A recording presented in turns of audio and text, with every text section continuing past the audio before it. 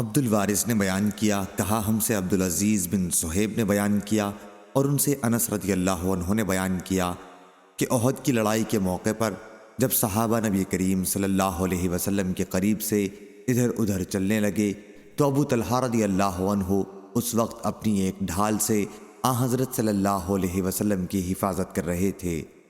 حضرت ابو طلحہ بڑے تیر انداز تھے اور خوب کھینچ کر تیر چلایا کرتے تھے، چنانچہ اس دن 2 یا 3 کمانیں انہوں نے توڑ دی تھیں۔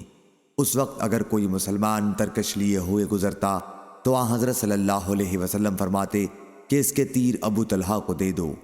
حضرت صلی اللہ علیہ وسلم حالات معلوم کرنے کے لیے اچک کر دیکھنے لگتے تو ابو طلحہ رضی اللہ عنہ عرض کرتے، یا نبی اللہ، آپ پر میرے ماں باپ قربان ہوں، اچک کر ملاحظہ نہ فرمائیں، کہیں کوئی تیر آپ کو نہ لگ جائے۔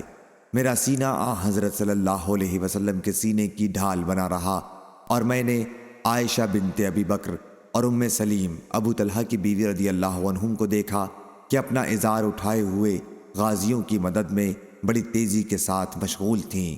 اس خدمت میں ان کو انہماک و استغراق کی وجہ سے کپڑوں تک کا ہوش نہ تھا، یہاں تک کہ میں ان کی پنڈلیوں کے زیور دیکھ سکتا تھا۔ انتہائی جلدی کے ساتھ مشکیزیں اپنی پیٹھوں پر لیے جاتی تھیں اور مسلمانوں کو پلا کر واپس آتی تھیں، اور پھر انہیں بھر کر لے جاتیں اور ان کا پانی مسلمانوں کو پلاتیں۔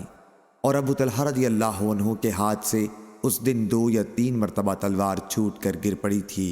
صحیح بخاری حدیث نمبر 3811۔